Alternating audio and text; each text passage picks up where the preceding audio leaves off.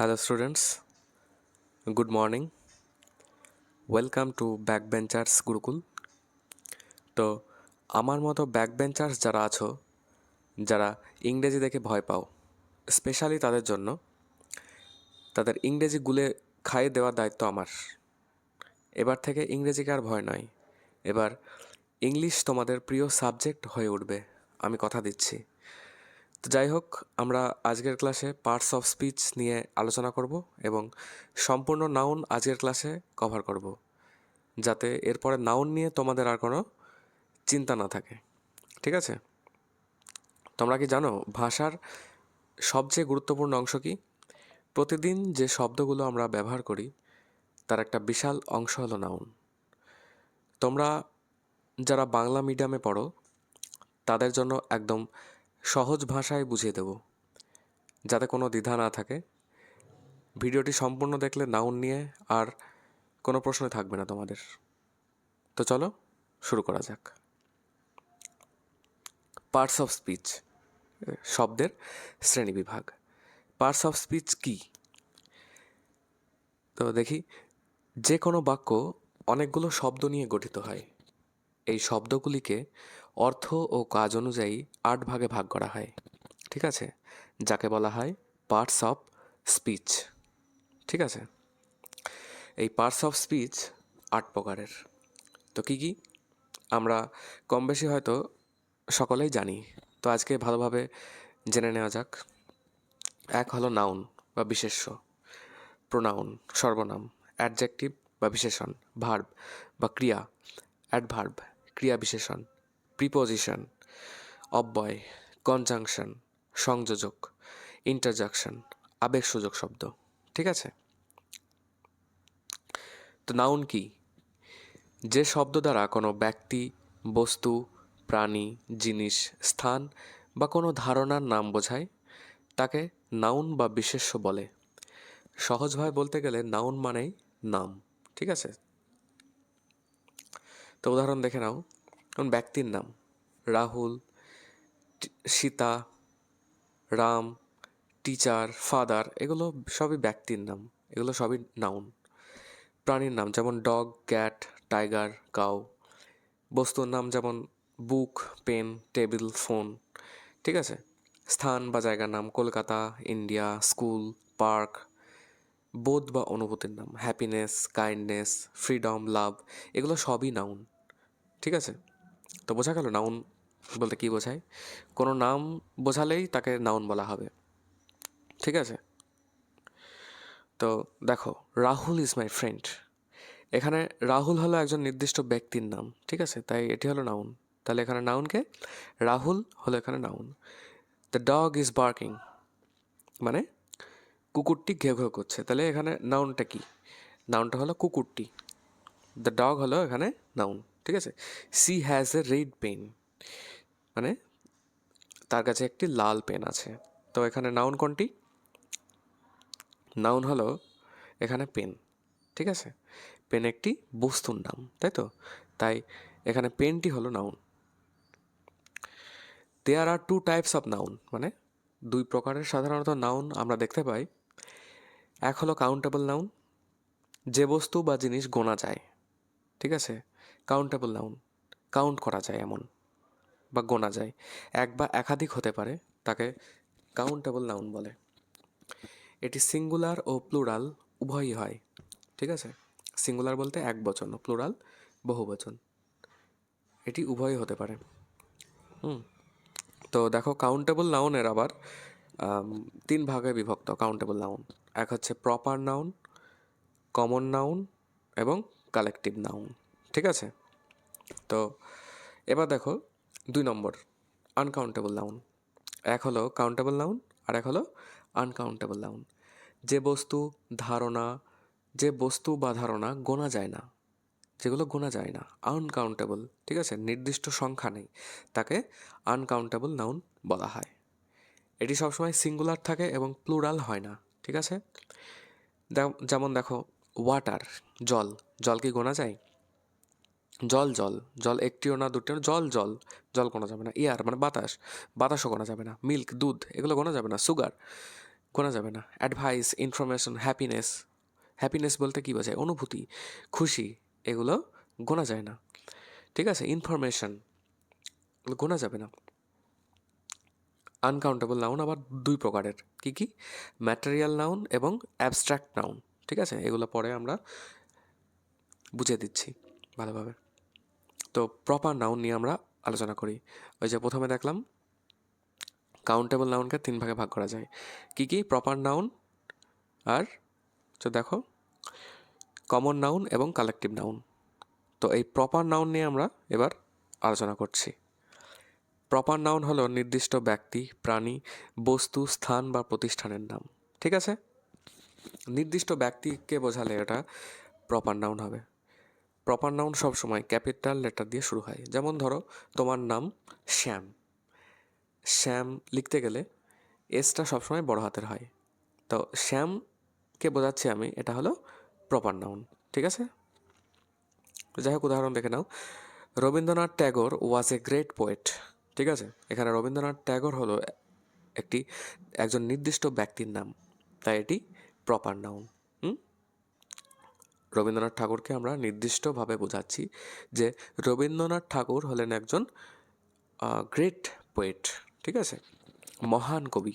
তো মহান কবিটাকে রবীন্দ্রনাথ ঠাকুর নির্দিষ্ট করে বোঝাচ্ছি। তাহলে রবীন্দ্রনাথ ঠাকুরটা হলো কি? Proper noun.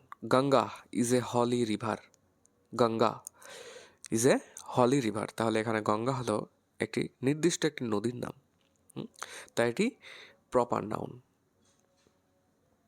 তো এই Ganga is a holy river, তো গঙ্গা হলো proper noun.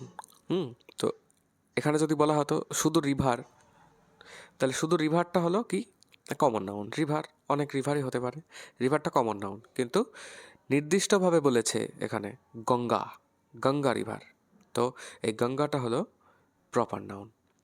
India is a big country, India নির্দিষ্ট করে বলা আছে, তো ইন্ডিয়া হলো প্রপার নাউন।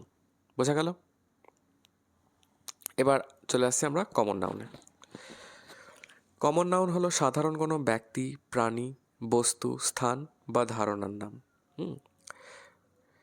এটি কোনো নির্দিষ্ট নাম নয়, বরং এটি সম্প্রদায় বা গোত্রের সাধারণ নাম। ঠিক আছে, একটি সম্প্রদায়কে বোঝানো হবে। তো উদাহরণ দেখে নাও, দ্য বয় ইজ প্লেয়িং। এখানে বয় মানে ছেলে, কিন্তু নির্দিষ্ট ছেলের নাম বলা হয়নি, তাই এটি কমন নাউন। ঠিক আছে, বোঝা গেল? বয় তো অনেক বয়ই আছে পৃথিবীতে, তাই না? তো সমস্ত বয় সম্প্রদায়কেই এখানে বোঝানো হয়েছে, সেক্ষেত্রে এটা কমন নাউন হবে। এখানে যদি বলা হতো Rahul is a boy who is playing in the field, তাহলে এই রাহুলটা হতো প্রপার নাউন, বয়টা হতো কমন নাউন। বোঝা গেল? এ river flows through the village. A river, এর আগে আমি উদাহরণ দিলাম রিভার, গঙ্গা রিভার, ঠিক তেমনি এ রিভার, এই রিভারটা এখানে common noun. She is a teacher, এখানে টিচার মানে শিক্ষক, টিচার বলতে অনেক টিচারই বোঝানো হয়, তাহলে এটা কমন নাউন হবে। বোঝা গেল? যাই হোক, এবার দেখো প্রপার নাউন এবং কমন নাউনের পার্থক্য। Rahul is a good boy, Rahul, তাহলে রাহুলটা কি এখানে নির্দিষ্ট করে বলা হয়েছে, রাহুল হলো প্রপার নাউন।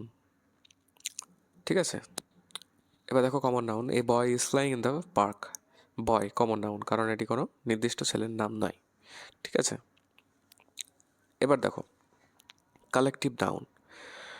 যে নাউন একসঙ্গে অনেক ব্যক্তি, প্রাণী বা বস্তু বোঝায় তাকে কালেকটিভ নাউন বলা হয়। এটি একটি দল বা গোষ্ঠী বোঝায়। উদাহরণ দেখে নাও, the team won the match, মানে এখানে টিম মানে একটি খেলোয়াড়ের দল, তাই এটি কালেকটিভ নাউন। টিম হলো collective noun. A crowd gathered in the stadium, এখানে ক্রাউড মানে অনেক মানুষের সমাবেশ, তাই এটি কালেকটিভ নাউন। ঠিক আছে, আওয়ার ক্লাস হ্যাজ 50 স্টুডেন্টস, এখানে ক্লাস মানে একটি শিক্ষার্থীদের দল, তাই এটি কালেকটিভ নাউন। বোঝা গেল? আর উদাহরণ দেখে নাও, এ ক্রিউ অফ সেইলার্স, সেইলারদের একসঙ্গে কি বলা হয়? A crew. তা এ ক্রিউ হলো collective noun. A team of players, তাহলে টিম হলো collective noun. A class of students, an army of soldiers, a pack of wolves, a hive of bees, a clump of trees, a herd of cattle. A herd of cattle মানে একদল গবাদি পশু, গবাদি পশুর দলকে একসঙ্গে বলা হয় hard. A bucket of flowers. ঠিক আছে, বোঝা গেল? তো এবার আমরা দেখে নিই অ্যাবস্ট্রাক্ট নাউন, অদৃশ্য নাম বা অনুভূতির নাম। যে নাউন চোখে দেখা যায় না, শুধু অনুভব করা যায়, তাকে অ্যাবস্ট্রাক্ট নাউন বলে। এটি সাধারণত গুণ, আবেগ বা অবস্থা বোঝায়। উদাহরণ দেখো, honesty is the best policy. এখানে অনেস্টি মানে সততা, যা অনুভব করা যায় কিন্তু দেখা যায় না, তাই এটি abstract noun. She showed great bravery. এখানে ব্রেভরি মানে সাহস, যা অনুভব করা যায় কিন্তু দেখা যায় না, তাই এটি abstract noun. Love is a beautiful feeling. Love হলো অনুভব করা যায়, ঠিক আছে, কিন্তু দেখা যায় না। ম্যাটেরিয়াল নাউন, এরপর দেখো ম্যাটেরিয়াল নাউন, কোনো বস্তু যে পদার্থ দ্বারা তৈরি হয়েছে, ভালোভাবে বুঝবে, কোনো বস্তু যে পদার্থ দ্বারা তৈরি হয়েছে সেই পদার্থকে ম্যাটেরিয়াল নাউন বলা হয়। উদাহরণ দেখো, তাহলে ক্লিয়ার হয়ে যাবে আশা করছি। This ring is made of gold. তাহলে কি এই রিংটা সোনা দ্বারা তৈরি, এই আংটিটা। এখানে গোল্ড, এই যে সোনার দ্বারা তৈরি, যেটি দ্বারা তৈরি সেটি হলো ম্যাটেরিয়াল নাউন, ঠিক আছে। এখানে সোনা দ্বারা তৈরি, তাহলে তার মানে গোল্ডটি হলো এখানে ম্যাটেরিয়াল নাউন। এবং আংটিটি কি? আংটিটি হলো কমন নাউন, ঠিক আছে। The table is made of wood. Made of wood মানে যেটি দ্বারা তৈরি হয়েছে, সেটি হলো ম্যাটেরিয়াল নাউন। তাহলে এখানে উডটা হলো ম্যাটেরিয়াল নাউন। টেবিলটা কি? টেবিলটা না একই, কমন নাউন। তো এখানে দেখো practice. Rahul is a good boy. Rahul is a good boy. তাহলে এখানে প্রপার নাউন কোনটি? প্রপার নাউন কোনটি চিহ্নিত করো। রাহুল হলো কি প্রপার নাউন? রাহুলটা কি না প্রপার নাউন। আর বয়টা কি? কমন নাউন, ঠিক আছে। দেখো, the cow gives us milk. তাহলে এখানে নাউন খুঁজে বার করো।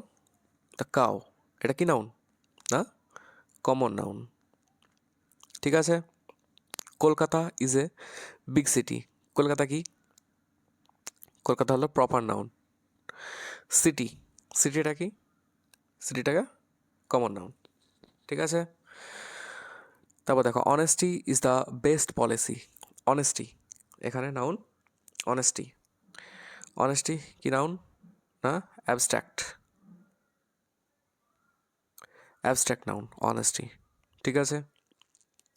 তারপর দেখো, a herd of cows is grazing in the field, ঠিক আছে। তাহলে এ হার্ড কি কালেকটিভ নাউন, ঠিক আছে। Cows common noun. ফিল্ড এখানে এইটিও কমন নাউন, ওকে। তারপরে দেখো, তো India is a beautiful country. India কি প্রপার নাউন। তারপরে বলো, কান্ট্রি কি? Country common noun, okay. Gold is a precious metal, ঠিক আছে। তাহলে এখানে নাউন গোল্ড, গোল্ড হলো কি কমন নাউন, ঠিক আছে। The jury gave a fair decision, ঠিক আছে। জিউরিটা হলো collective noun. Happiness is the key to success, okay. হ্যাপিনেসটা কী তাহলে? হ্যাপিনেসটা হলো অ্যাবস্ট্রাক্ট নাউন। তারপরে দেখো, a flock of birds is flying in the sky. এটা আমি বলবো না, পরের ভিডিওতে আমরা এটা নিয়ে আলোচনা করব। তোমরা অবশ্যই কমেন্ট করবে এটা কটি নাউন আছে এখানে, a flock of birds is flying in the sky, এবং কী কী। ঠিক আছে, তো আজকের মতো আজকের ক্লাস এখানেই শেষ। এরকম সহজ ও মজার উপায়ে ইংরেজি শিখতে চাইলে চ্যানেলটি অবশ্যই সাবস্ক্রাইব করো, আর বেল আইকনটি টিপতে ভুলো না। কোনো সন্দেহ থাকলে কমেন্টে জানাও, আমি অবশ্যই উত্তর দেওয়ার চেষ্টা করব। দেখা হবে পরের ক্লাসে, ততদিন ভালো থেকো। ঠিক আছে, বাই।